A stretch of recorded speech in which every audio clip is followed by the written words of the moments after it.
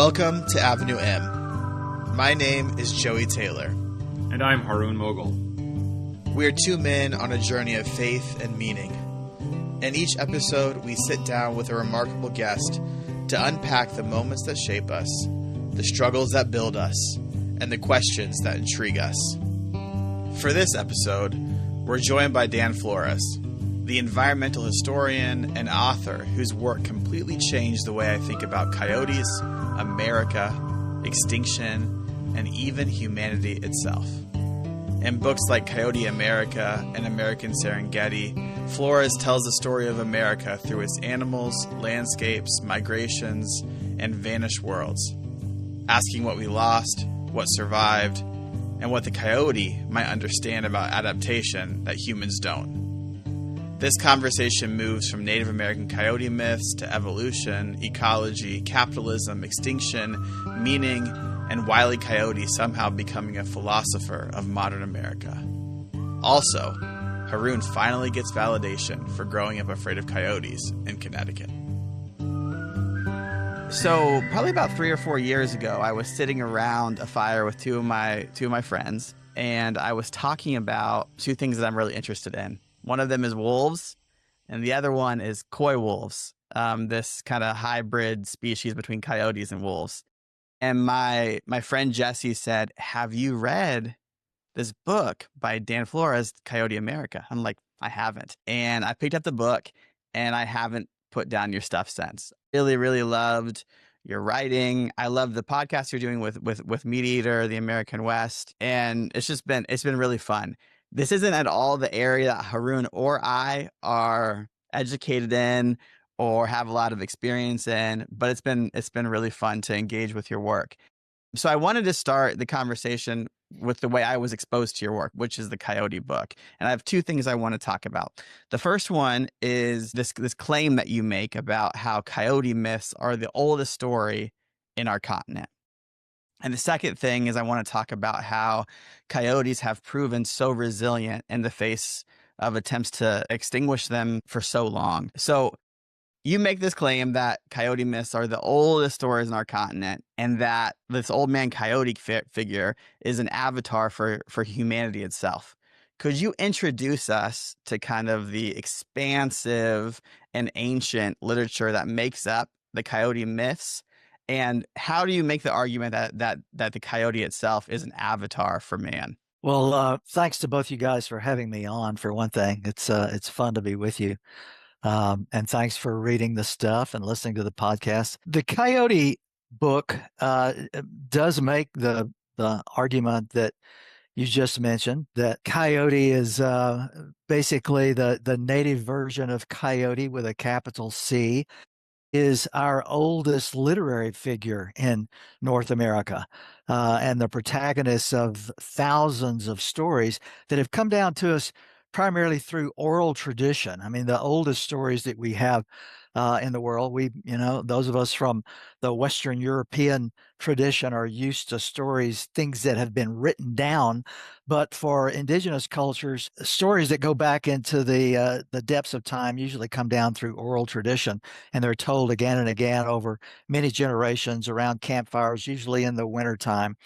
And these stories about coyote, I mean, there are, of course, a lot of Native American stories about various deity figures, and it would be difficult to say precisely at what point 5,000 years ago or 7,000 years ago or 10 or whatever these stories go back to. But the coyote stories outnumber all the rest of them by a substantial margin, and that gives a claim to there being sort of the beginning point of literature in North America.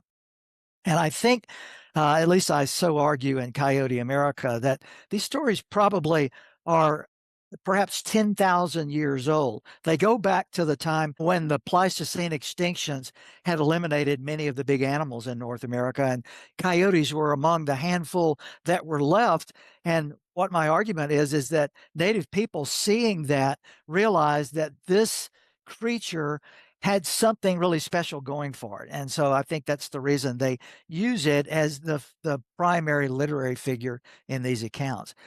Now, the way anthropologists and folklorists have treated these coyote stories once we started collecting them back in the 1870s. And from the 1870s to the 1920s, about a 50-year period, folklorists in particular and anthropologists and ethnographers collected a couple of 2 or 3 thousand of these stories from native cultures all over the American West. And what they treated them as were classic trickster stories. I mean, the trickster is a figure in ancient history that's common around the world. Loki among the Vikings and the Norse, for example, is a classic trickster figure, and there are many others. And so the initial assumption that many people made was that the coyote stories were trickster stories because there often was a kind of a joke or a trick in the story. What I argued in Coyote America, though, after reading a lot of these stories, was that we were in a way kind of missing the point of them. That in fact, what these stories attempted to do was to make the trick into a kind of a reveal about human nature. So it wasn't really the trick that was the thing that propelled these stories. It was why the trick works in the stories. And the reason the trick works is because of human nature, because of who we are as a people and as a species. And so that led me to make this argument that who Coyote is he's kind of a stand-in avatar in the world for human beings. And the stories are really, as you would expect, about us. They're an attempt to explain ourselves to one another. And so they present a character, this avatar coyote with a capital C, who, by the way, is what anthropologists refer to as a therianthrope. He is part human, part animal. Coyote in these stories stands on his hind legs. He's a two-legged figure, the way humans are.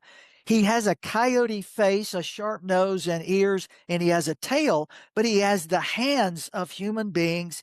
And of course, he shares with us all these kinds of classic characteristics of human nature. So that's what the stories are really designed to do. And that's why I make this avatar argument for Coyote. I'm listening to the book. I'm about halfway through, I'll just be honest, because I never get enough time to read or to listen. But I find it absolutely fascinating. It actually reminds me of one of the historians I was fortunate to study with, Richard Bullitt, at Columbia. He's since retired, who had this knack for flipping our frameworks maybe on their side, or pushing us to recognize things we might never recognize. Coyote America, the book in question that Joey opened up with that you were talking about, I found it so interesting because of that framework that you ask us to see coyotes as almost a vehicle through which to understand the history of America. And so I want to ask like really simple questions, principally because this is all brand new to me and genuinely interesting, but genuinely I am the novice. So when you say these stories are part of indigenous traditions, how widespread are these stories? Are we talking about specific parts of North America? Are we talking about specific indigenous tribes, communities? I don't even know the language of the framework. I'm probably messing it up as I speak, so I'll stop and kick it over to you. No, that's a great question, actually. And the truth is, everywhere coyotes initially ranged, and we think that in evolutionary terms, coyotes evolved out of the canid family in the American Southwest, and they spread basically from southern Canada, particularly through the central part of the American West, from the deserts, the Rocky Mountains, and the Great Plains country, especially, and including to some degree California from the middle coast southward, all the way down south of Mexico City, in fact, into the edges of the Central American, the present day Central American states. So coyotes were found across this vast range, but west of the Mississippi River initially. Their spread into the rest of America has been a phenomenon of the modern period of the last 100 years or so, and we can talk about why and how that happened too. But they were initially found in that region that I just delineated, and everywhere coyotes were found, and it's not possible to really say now whether this is a result of a kind of an anthropological, what anthropologists refer to as the diffusion of ideas, or whether it's because everywhere coyotes were found, when native people looked around at the world, they thought, wow, the most interesting animal out there is this little small wolf. But everywhere they were found throughout their range, native people, in their stories of creation, in their stories of how animals and humans had cooperated in distant times and spoken to one another, the coyote is the animal that is the primary player in their stories. I mean, they certainly talk about other creatures. They talk about a great many of other creatures, in fact, but the coyote is sort of the operating force in these stories. So that means, of course, that in Eastern America, where coyotes were not found, native people did not tell coyote stories. They told stories about blue jays or spiders or a variety of different characters, rabbits in the Southeast. But in the West, everywhere the coyote was found, the coyote was the principal character from Mexico all the way up to the Canadian border.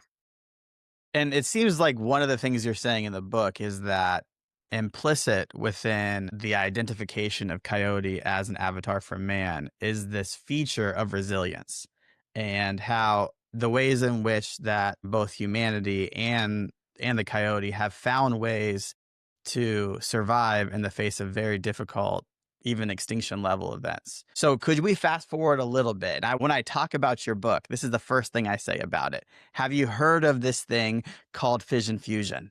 Do you know how coyotes actually can survive in the face of such intense external pressure? Tell us what that is and how that has allowed for both coyotes as well as humanity to survive. Well, we know that coyotes were one of the animals that survived the Pleistocene extinctions. And the fact that they hung around native camps, I mean, coyotes like to associate with us. They still do. They have always done so. So that made them familiar, and that probably is one of the reasons that native people selected them. But I think that survivability thing, when people 10,000 years ago were watching so many of these dramatic large animals, from mammoths to saber-toothed cats, to giant lions, to horses and camels, all disappear. And here is this animal that somehow survives everything. That, I think, is probably the activating principle that brings about the fascination that native people have with the animal. And then a little more than 100 years ago, at the end of the 19th century and the beginning of the 20th century in America, when a similar thing was happening, when we were losing millions of bison, when passenger pigeons were becoming extinct, we were losing our most beautiful bird, Carolina parakeets. All these animals were disappearing. Pronghorn antelope in the West that had been 15 million strong were down to 7,000. Somehow, despite active persecution against coyotes, coyotes were once again surviving. And it's really biologists and ultimately ecologists on the road to try to figure out why this was the case. I mean, there's a wonderful story that I described in Coyote America, where a natural history writer named Ernest Thompson Seton in 1900 writes this story called for Scribner's magazine, called Tito, the story of the little coyote who learned how. And it is an allegorical attempt to try to figure out why coyotes are surviving when all these other animals are disappearing. And what Ernest Thompson Seton does is to create this little fictional female coyote named Tito, who's captured as a pup and chained into the yard of a rancher, where as she grows up, she watches these ranchers develop all these techniques for trying to wipe out her kind, as Ernest Thompson Seton puts it. And at one point in the story, she manages to get away, having learned all the tricks that the humans are using to try to wipe out coyotes. She goes into the wild, finds a maid, has pups of her own, and teaches her pups, and as the story goes, all coyotes from that time forward, how to avoid being wiped out. And as Ernest Thompson Seton says, this is the coyote version of the story of Moses, who, of course, as a young Israelite, is captured by the Egyptians, raised among them, learns of their plans for wiping out his people, and manages to save his people from destruction by understanding how the enemy is going to act. And so the story of trying to figure out why coyotes survive goes way back in time. It's not until the 1950s, though, that biologists who are closely studying how coyotes are doing this began to realize that, okay, the reason we've been able to pretty successfully wipe out wolves and essentially reduce them to endangered species in America, and yet we don't seem to be able to do that with coyotes, is because coyotes have evolved an adaptation that allows them to survive in the face of harassment. And what we think, as a result of a number of studies done on this principle, which is called fission fusion, is that coyotes evolved this by being persecuted initially by wolves, by the bigger dog. And as biologists have studied this principle around the world, they've identified so far only about 19 or 20 mammalian species that have evolved this fission fusion adaptation. Coyotes are one and a famous one, but another species that's done this are human beings. And so it's yet another place where coyotes sort of serve as an avatar. And what it means is simply this: in times of normal circumstances, when coyote populations are not being harassed, they can exist in fusion, which means that they can exist as family groups, as packs. In other words, they don't have to break apart their social structures. They can exist in normal conditions. But whenever they're harassed, initially by wolves and for the last 100 years by humans and persecuted, they are able to survive by breaking apart their social structures and existing in a fission mode. And in fission mode, coyotes separate into singles and pairs, and they tend to scatter across the landscape. So this is one of the evolutionary adaptations that has produced the spread of coyotes across America in our own time. As we started trying to wipe them out 100 years ago, coyotes began to respond to that by adopting the fission strategy and spreading across America. So I find this so interesting. And you talk about from 1870 to 1920, there's this determined campaign to eradicate a lot of the predators, and not even just the predators, but a lot across the American West, right? So you mentioned bison, obviously, wolves, right? And an attempt at eliminating coyotes as well. And some of that, it's very complicated for me. So I would love to hear you tease it out, because on the one hand, it seems like there was an assumption among a lot of people at the time that you couldn't actually eliminate a species, that extinction wasn't possible, or Yeah. although it's kind of hard to understand how to equate the fact that they were trying to just wipe out a species and then thought it wasn't possible. But then you draw on a tradition within kind of the birth of modernity that sees animals as automatons, as not really living creatures, just kind of like mobile robots, or something. I guess all robots are mobile. I have no idea what a robot actually is, but it's interesting to me because, I mean, I'm not really an outdoors person. I'm just not. Like, nobody would turn to me for survival in the event of the apocalypse. But in the Muslim tradition, cats are quite esteemed. And so if you go to Istanbul, for example, or many countries in the Muslim world, cats have kind of free reign of the place, and people pet them and play with them, and it's considered a mark of piety to be kind to cats and things like that. And we have two cats. And it seems to me evidently undeniable that they have some kind of inner life, that they are capable of learning, that they have personalities, right? There's two cats in our house. They're quite distinct. One of our cats, we joke, he's a golden retriever in the form of a cat. He's very friendly and inquisitive and social. The other one is very skittish. But the golden retriever, his name is Lolo. He's not actually a golden retriever. He had a fear of balloons, which we all found hilarious. Like, whenever there was a birthday party in the house, he would run in the other direction. He's terrified of balloons. But just over the past few years, he's become acclimated to balloons, right? This is his struggle in life, right? This is what God has called him to overcome. But what I mean is, it seems hard to me to imagine that people who lived in a time and place when animals were part of your daily rhythm, like everybody had a horse or presumably knew how to ride a horse, would see animals in such an instrumental, transactional way, that not understand that they have, I mean, obviously they're not human, but they have features that are obviously very similar to how we live and how we structure our world. Why do you think that was? Well, you've pointed a finger at a troubling aspect of the current war against wolves on the part of many people in America and coyotes as well, which of course is the fact that at the same time that we look on these wild canids as if they're some sort of malevolent evil force in the world, sitting beside us are their descendants, our dogs. Right now, my Alaskan Malamute Kiska is lying beside me 3 or 4 feet away, soundly sleeping away to the sound of my voice.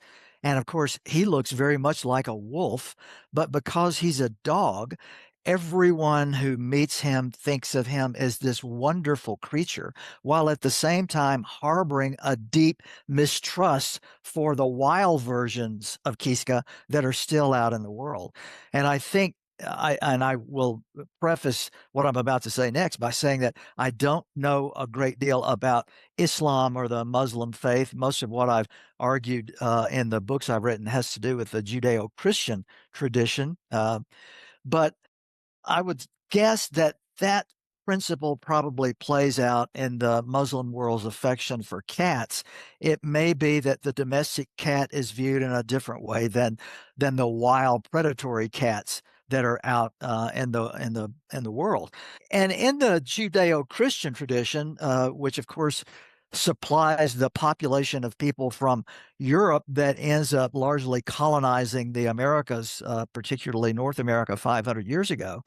This is a population of people, and this is certainly true in the Muslim world as well, that starting 8,000, 9,000 down to 4,000 or 5,000 years ago began domesticating a wide variety of ungulates, cattle, horses, camels, ultimately hogs, which Europeans acquired as domesticated creatures from Asia, and poultry of ducks and chickens and so forth.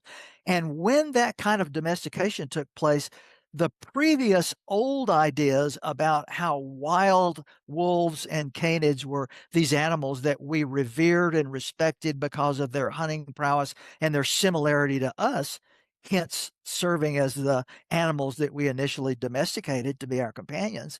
Now that all changed, and we began to look on wild predators as the enemy of our domesticated economy. And that got brought to the Americas at the same time. So to address this question of extinction that you mentioned, and that's a great thing to bring up, I probably need to talk about the idea that not believing extinction was possible was a feature of a particular time period in the story of not just the American West, but in the story of North America and the Western world. It came from that old idea, the great chain of being, which the Greeks had assembled from sort of biblical and perhaps Koran sources, certainly biblical sources. The idea being that all animals on Earth, including and humans as well, were all created at one point in time of creation, and the world was made perfect. And if the world was created as a perfect place by a creator and a designer, then nothing humans could ever do in the world would cause that perfection to ever decay or collapse. And so as long as people were buying the idea of the great chain of being, which Yeah. lasted up until really about the 1820s, we thought that nothing we could do in the world would produce extinction.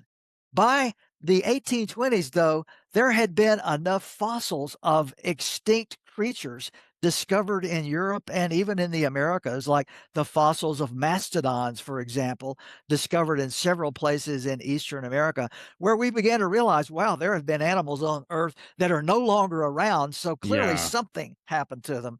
And at that point, then the question of, we can't cause an extinction began to drop away. And we got our first, at least in the Western world, our first example of an extinction in the 1840s when the Northern Hemisphere penguin, and we once had a penguin in the Northern Hemisphere, in the Atlantic in particular, the great auk, it was called, became extinct as a result of overexploitation of both the birds and their eggs. And so In the 1840s, we had our first example of an animal that many people were familiar with becoming extinct. And that process, of course, began to speed up as we went through the 19th century. So by the time we got to the 20th century, we knew very well it's possible for us to wipe these creatures out. And, as I argue in some of my other books, particularly one called Wild New World, and also in another called American Serengeti, it was this idea that animals were nothing more than natural resource commodities that allowed us to wipe out creatures like bison and passenger pigeons in North America. They were like grass or trees. They didn't really have any importance in our religious traditions, and certainly not in the economic tradition of capitalism. So you just exploited them in order to make humans wealthy. And that's why we went from 30 million bison to fewer than 1,000 in the space of about 60 years. I mean, that's one of the remarkable things you can say about the whole American story. And I'll add just one more thing before I stop and field whatever other discussion you guys want to have, but I'll add this. Passenger pigeons were the most numerous bird in the world. We think there were probably as many as 8 to 9 billion of these birds. They were certainly the most numerous birds in North America. They had been here for 15 million years in North America, and they were not able to survive 300 years of a kind of an approach to them that made them into commodity resources in a market economy. I mean, and that's kind of a pretty telling thing about the whole American story with respect to animals. We're calling you from Cincinnati, and in the Cincinnati Zoo, there's a little area, a little building that pays tribute to Martha, the last known passenger pigeon. So one question I have for you, just to kind of get a grasp for the brutality of what these elimination efforts kind of looked like, could you tell us a little bit about strychnine and the way that it was used to poison wolves and coyotes and what it did to these animals? Strychnine was the first widespread poison that we used, particularly against wild predators. And it came from a tree that it grows wild in East India, and began the products of strychnine, the poison, began getting exported to the United States in the 1820s and was sold in tablet form or in powder form in most of the stores in America from that point on. It was never controlled and never regulated. So you could just walk into a hardware store or a mercantile store and buy strychnine off the shelf and use it in any way you wanted. And what the people who were interested, and largely it was two groups of people who were interested in wiping out predators in America. One group was the people who herded stock animals and who wanted to eliminate predators, which they had now from long experience come to regard as their natural enemies. And the other group were the people who were participating in this market economy to exploit animals for money, various kinds of market hunters. And what these people particularly realized, along with the stockmen too, was that wolves and coyotes, and particularly the canid, the wild canid family, because pursuing animals was a dangerous activity. I mean, you could be badly injured in the pursuit of elk, for example, if you were a wolf, by being kicked in the face or gored with the horns of a big bull elk.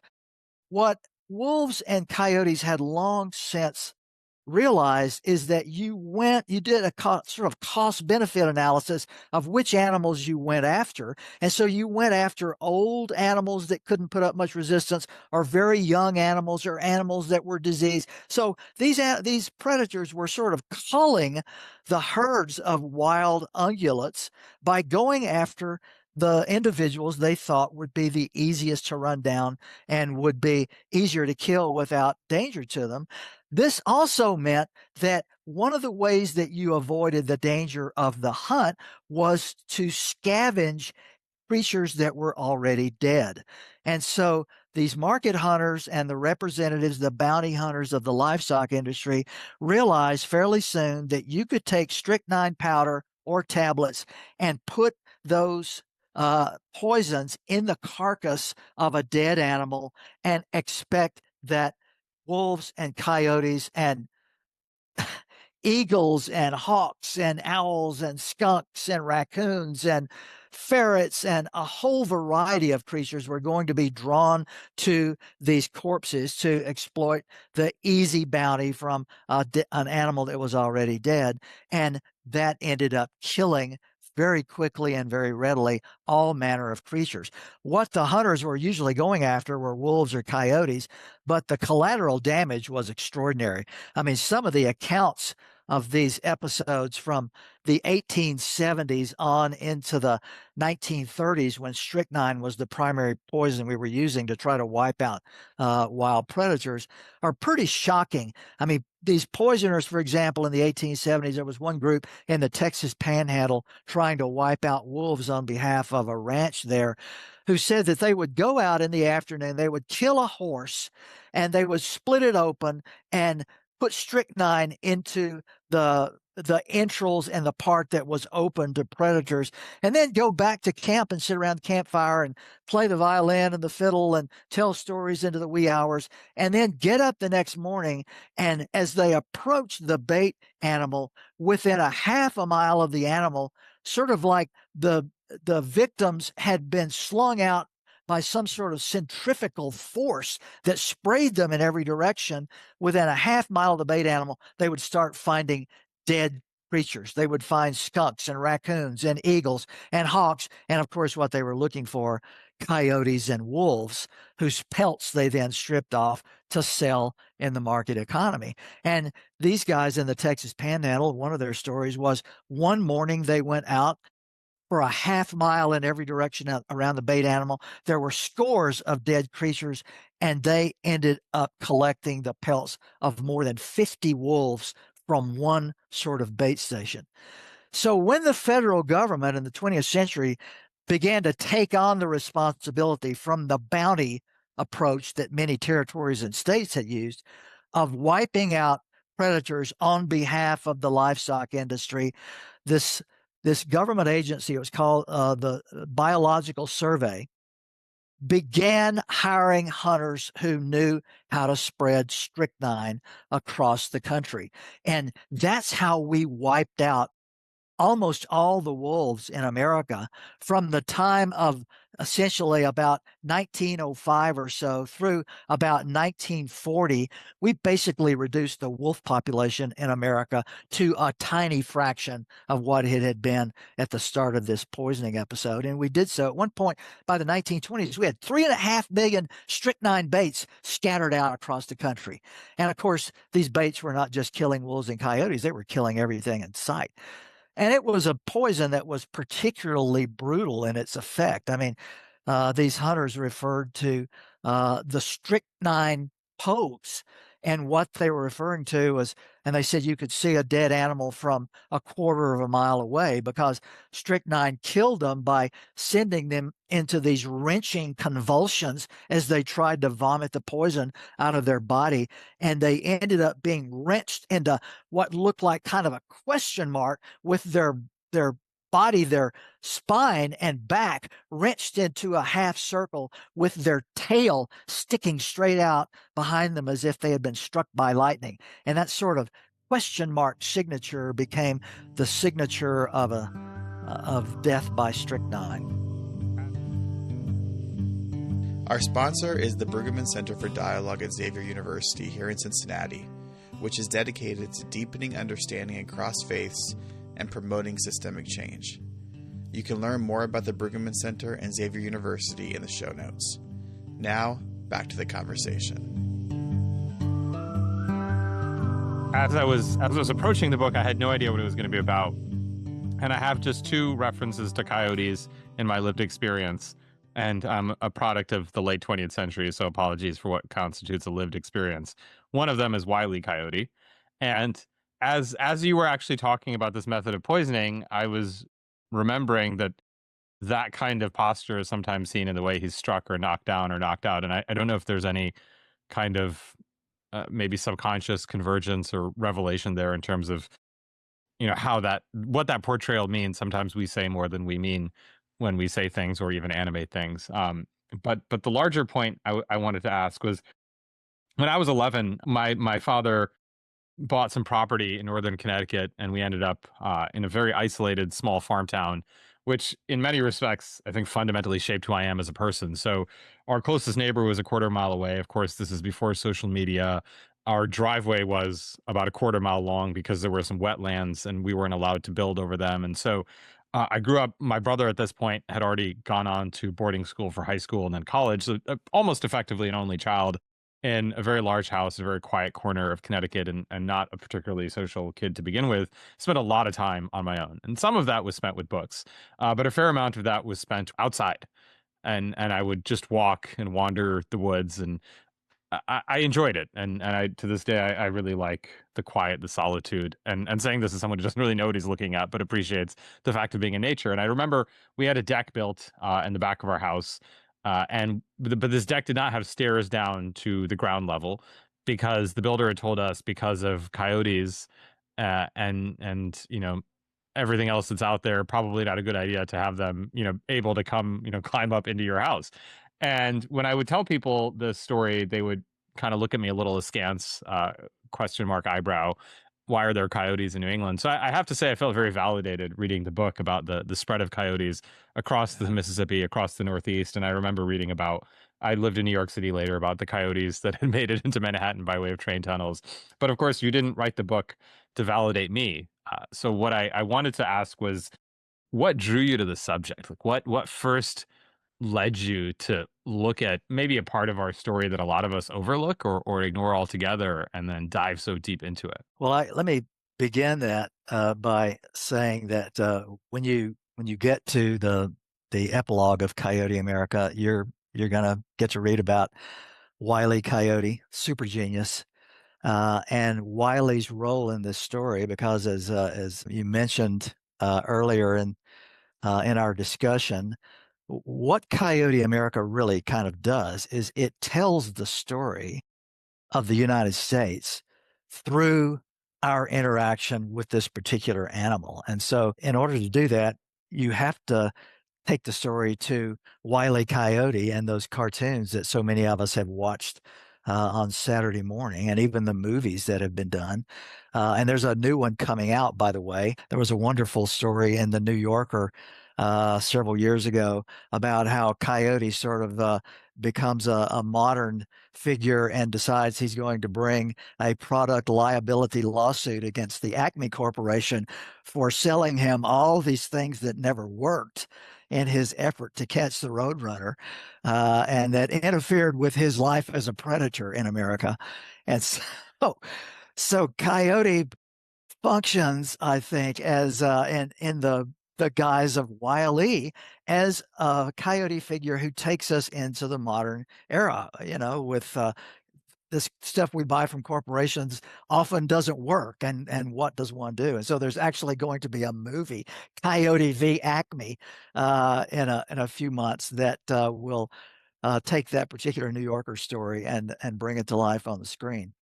But I would say that the whole story of the coyote phenomenon in the world attracted me, and this is the question that I think was your principal one here, because I was a kid growing up in Louisiana, teenager, 12, 13, 14 years old.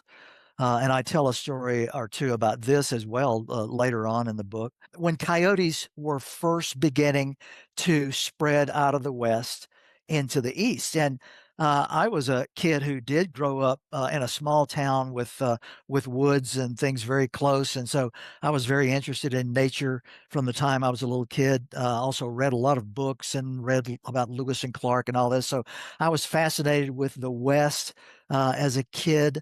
And I knew where coyotes were supposed to be. These were animals that were found in the West.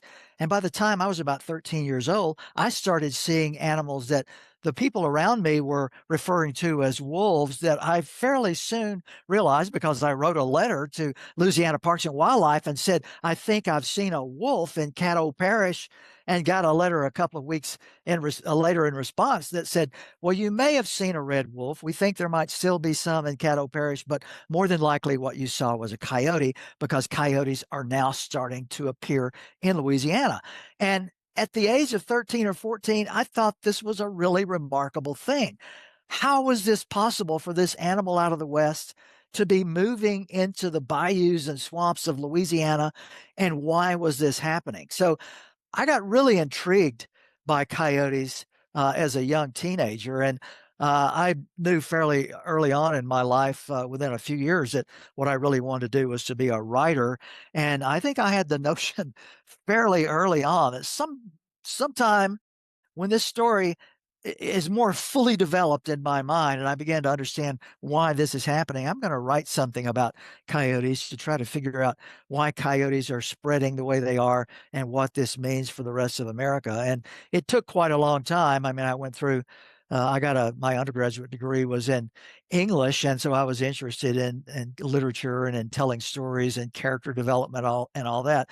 But my PhD was in history. So what I ultimately ended up doing was combining both a historical and a longstanding scientific interests in nature and in wildlife with this English major's ideas about storytelling and characters and change through time and all that. And ultimately, that led me, after doing the kinds of things that one does as an academic and writing for academic presses and your fellow academicians, it led me to sitting down and writing the book that I long wanted to write about coyotes. And at the time I sat down to work on it, one of the things I knew was that, okay, coyotes, from my experience as a kid, they've now spread all over the country. They are in every state. I think one of the things I just discovered was that Delaware, the last of the contiguous states to acquire coyotes, had done so in 2011. And this was about the time I sat down and started working on this. And what I realized is that people all over the country, not that Westerners really have bothered to learn a great deal about coyotes, but the people in the East aren't going to know anything about them other than that they're suddenly showing up. And so there's space for a book that tries to tell their story, so we don't just go on kind of urban legend about them. And in fact, people have a way to understand the story of this animal in American history and can see coyotes for what they are rather than some sort of gangbanger that's invaded New York City or Boston or whatever. The stat that I remember is that there's a coyote in every square mile of the continental United States. That came from a biologist named Stan Gerd of Ohio State, who's been studying the coyotes of Chicago for about 25 or 30 years. And that's one of the things he said that I kind of borrowed from him, that he says everybody in Chicago, when they go to sleep at night and lay their head on the pillow, they should rest assured that there's a coyote within a mile. And, so, and I think by this point, that's pretty much the case for all of us all over the country. Well, and on top of that, it seems like they actually take much better to urban environments than they do to rural environments. So the adaptability of coyotes is just endlessly fascinating for me. I mean, we could talk about carrying capacity and all this other stuff, but I want to go to a bigger philosophical question. You talk a fair amount about the implications for particular religious imaginations. One of them being Genesis 1, the whole like subdue and have dominion, and the ways in which that has played out in the way we relate to the natural world. In Islam, and Haroon, feel free to kind of jump in here. It's a little bit different. There's this idea of the Khalifa, the kind of the caretaker for the natural world, and so it's much more, I would say, positive in its kind of orientation. Haroon, jump in there before I keep going if you want to correct me. Anytime you praise Islam, I don't need to jump in. Okay, cool. All right, I'm happy to watch it unfold. Just don't mind me. So, but then I also hear it a lot in the way you're talking about how the prominence of kind of market capitalism also hasn't left us in a very good place with how we relate to the natural world. And so I'm just wondering, from your own perspective, what kind of philosophical or moral imagination would you advocate for in how humanity should or ought to relate to the natural world? Well, I'm a great advocate for the science of ecology. I mean, I'm someone who um, falls back on sort of sciencing the shit out of the world. And all the questions that get posed in my mind that I try to figure out, I never really go in the direction of, okay, religion is going to give me the answer to this.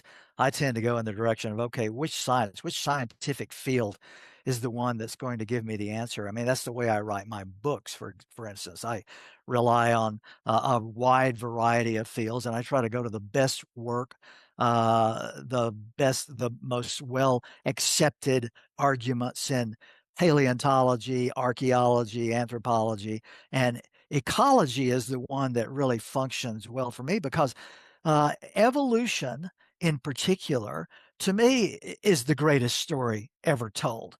I mean, the whole idea of how life gets a start on this planet and then produces this river of the diversity of species adapting to almost every square foot of the planet.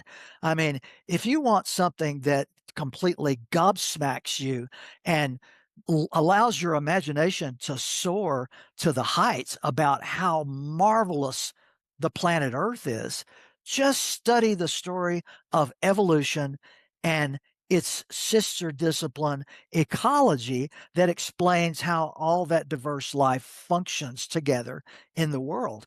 And so that's where I look for my explanations. And although it may not be necessarily completely obvious to readers going through a book like Coyote America or Wild New World, that in fact is the undergirding kind of explanation for why things happen, the cause effect relationships in both of those books. I rely on evolution and ecology in particular to help understand how this story, the story of the coyote, for example, its biography in American history plays out.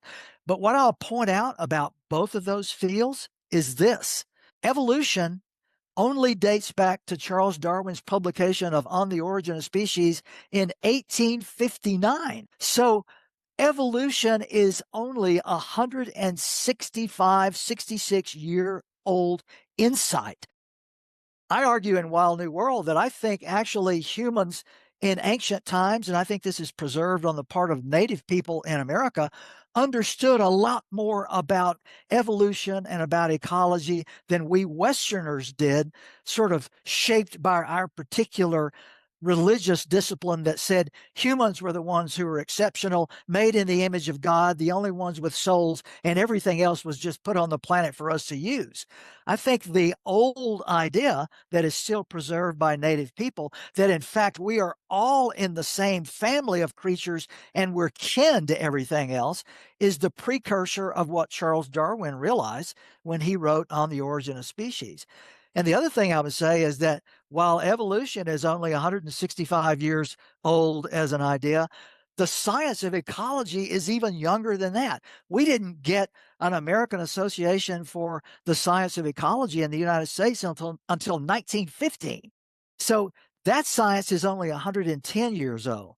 So I can understand why a lot of people have, when you've got these ancient sort of religious traditions to draw on, why many people have internalized that as a way of understanding the world. But for me, observing the progression of the human attempts to understand how the world works and who we are, those two real breakthroughs, evolution and ecology, are the things that give me an understanding of the world and provide me with, as I said, these gobsmacked moments when I realize, holy shit, what an incredible world we are living in that has been produced by principles like these. So I was going to pick up on you mentioned the date of Origin of Species, and earlier you'd mentioned the origins of strychnine. And I'm going to go a little bit roundabout on this question, but there's a reason for that. So my family ancestrally is South Asian. Uh, my parents were born in, what's now northern India and Pakistan. Oh, there. For those who are watching the video, um, but my parents were born in North India and effectively lived, most of their early lives in what's now Pakistan. And in 1857 was the last revolt. There were a series of moves by Indian peoples to resist colonization, principally British, but also Portuguese and French and Dutch. But the last and kind of most desperate of them was 1857, which is called the First War of Independence, which is sort of funny as an appellation, since actually it was the last of those kind of struggles. And after a year of conflagration across northern India, the British, using mostly South Asian troops through the East India Company, put down the revolt and established formal control over the Indian subcontinent. And subsequent movements for independence from the late 1850s to the 1940s were different in this one key respect. They were now operating in a Western colonial and epistemic framework that Indians, Hindu, Muslim, Buddhist, Sikh, Jain, what have you, were now operating in a world where they could not but engage with Western ideas, and often from a position of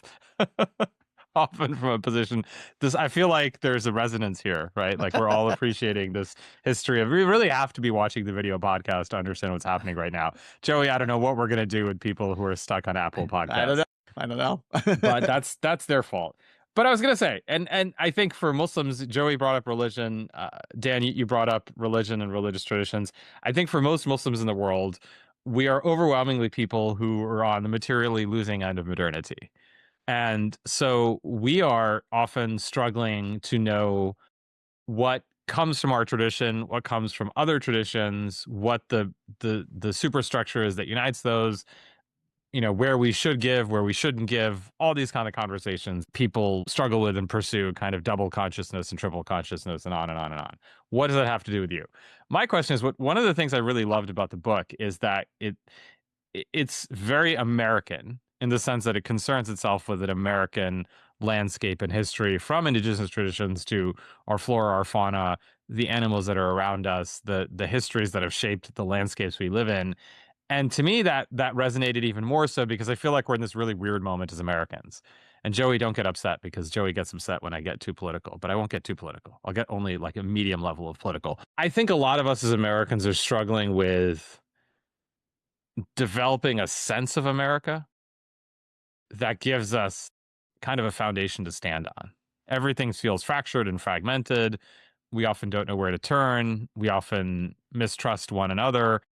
And I guess what I want to ask you, and it's a huge question, so I apologize for this really big question, but what would you tell Americans, or maybe push Americans to learn about our place in the world, our history, our landscape, that maybe we don't get to learn? Well, that's a big question and an important question. And I think probably my response to it has to do with an understanding by knowing American history pretty well, that one of the things we tried to do in America was to recreate this country in the image of the countries of Western Europe, from which a significant percentage of our population came. We tried to make America into a kind of a carbon copy of Great Britain, France, countries of Western Europe that in the natural history terms, for instance, had long before the settlement of America, their colonists settled America, they had long before subjected indigenous people who practiced nature religions, Druidism, and so forth. Those people had been repressed and sort of forced to convert to the for want of a better term, the state religion of Western Europe, which was Judeo-Christianity. And they had done the same thing with the natural world. I mean, one of the reasons Europeans are so freaked out to get to America and discover that there are wolves everywhere is that wolves hadn't survived past the 1400s in Great Britain. So I think what I would say is that we've long had, although I think in some respects we haven't realized it, the opportunity to do something completely original with America. We don't have to, never did have to really, although we did so kind of reflexively, try to make America, make the United States into a clone of Western Europe, which we regarded, and what we called that in the 19th and early 20th century was we were bringing civilization to a wild continent. And part of civilization was suppressing the indigenous people. And another part of it was eliminating these wild creatures that were part of ancient America and had been here like passenger pigeons for millions of years, and basically either driving them to the margins or trying to eliminate them altogether in order to create a so-called civilized country.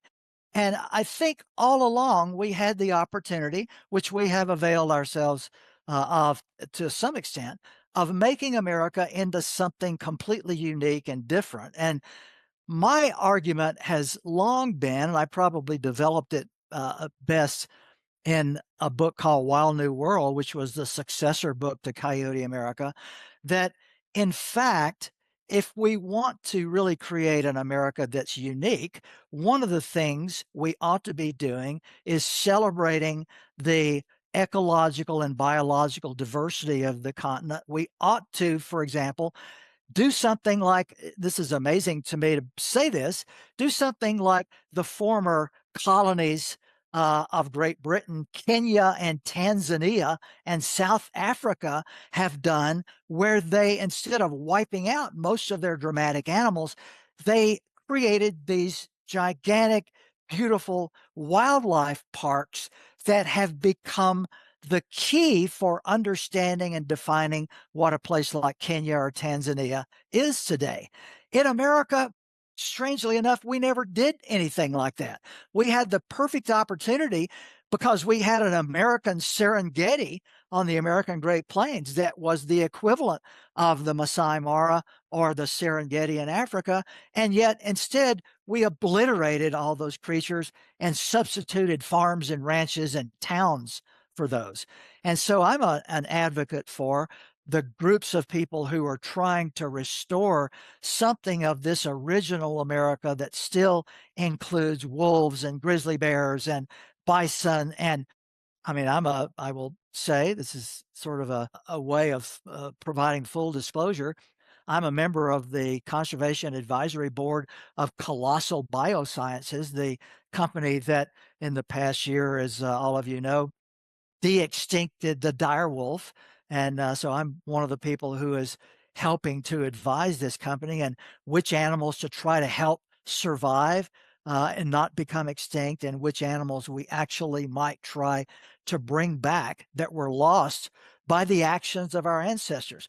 I mean, one of the things I often say to people when I do talks about this is that you're really not understanding history if you assume that the past has already happened and is long gone. The past doesn't stay in the past, and particularly so for topics like this. I mean, we're living in a world right now where we're not getting to see the marvelous biological riches that were once a part of America in my grandparents' time. My grandparents lived at a time when passenger pigeons and Carolina parakeets and bison in the millions were still out there in the world. I don't live in that time. And so this is an instance where the past doesn't remain in the past. It affects the world that we're living in.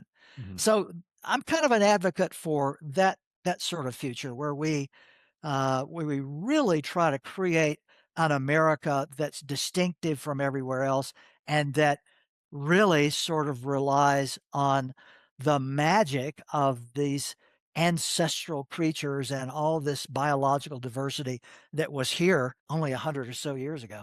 You started to get at this already, but one of the projects that we're working on with this with this podcast is to explore cultivating personal meaning. And the way that you tell history is from this deep time perspective, epochal shifts, time on a 10,000 year scale instead of a 10-year scale. what becomes visible at that scale that modern humans can't usually see? What can the deep time perspective, the long history of humanity, including its animals, its landscapes, extinctions, migrations, frontiers, teach us about the crisis of meaning, the pursuit of meaning, the way that we cultivate personal meaning for ourselves? Yeah, great question. I'd say the first insight that I derived from being interested in big history, what's called big history that spans thousands of years of time, is that we're fooling ourselves to think that America is a new place. We're celebrating a great anniversary of the United States, our 250th anniversary this summer. That gives a completely erroneous impression of the age of America. Humans have been here for 23,000 years.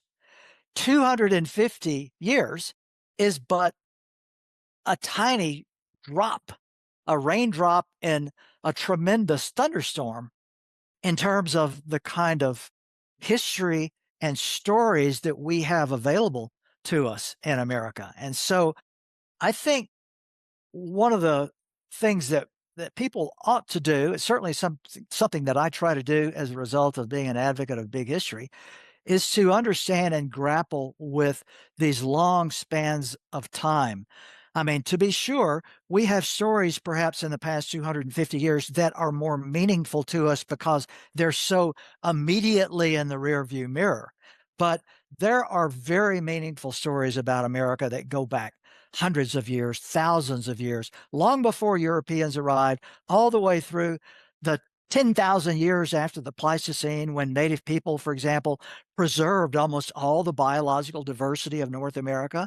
And then before that, a meaningful period when there were extinctions of large animals as a result of the arrival of humans into America for the first time, and many of the animals here not being used to humans as predators. So there are big stories that we, I think, should fold into our conception of the history of America. But beyond that, I kind of see history as being a bead on a string. And that leads me to what I just mentioned in the previous response, to understanding that there was only a few hundred years ago a remarkably diverse continent here, a much more diverse continent than we have now in terms of biology. And it's that, Henry David Thoreau uh, idea from Thoreau wrote a journal entry in the 1850s, about 4 or 5 years before he passed on, where he had been studying what America was like when his ancestors had arrived in New England and realized that, as he put it, I am that citizen whom I pity, because much of the richness of the world had already been zapped from it, had already been drained away, even by the 1850s, by his time. And what Thoreau concluded from that exercise was, he said, I wish to know an entire heaven and an entire earth. I want to know the full sweep of what America was and can be. And it's one of the reasons I joined the Conservation Advisory Board of Colossal Biosciences, because this is an organization that I know is attempting to restore some of that richness and some of that magic to the world. And that's what I would love to see. I don't want, as Thoreau put it, to know that some demigod has come before me and plucked out of the heavens some of the best constellations and the best stars. I want to know an entire heaven and an entire earth. Joey always asks the really big questions, and then he leaves me at the end to ask the more ridiculous questions. But we can, Joey, you and I can have that conversation later about why you always do that to me. But Dan, I'm hoping that our listeners, our viewers, read your books, they check out your work. Now I've got a movie recommendation, but that actually, you mentioned the Wile E. Coyote movie that's coming up, and my question was sort of like that. It's kind of like lightning round, but Joey always makes fun of my lightning round because it's real slow. It's sort of like lightning round at Pakistani speed. You got to stop, have some chai, talk to people, check in on the family. But you mentioned the figure of Coyote, capital C Coyote. and you connected him to, or sort of connected that image, avatar, idea, concept to Loki, which is a figure, a character that maybe younger Americans might be more familiar with. So in a fight, who would win? Between Loki and Coyote? That's my really big philosophical question to close us out. So about Coyote, I would say this: resistance is futile.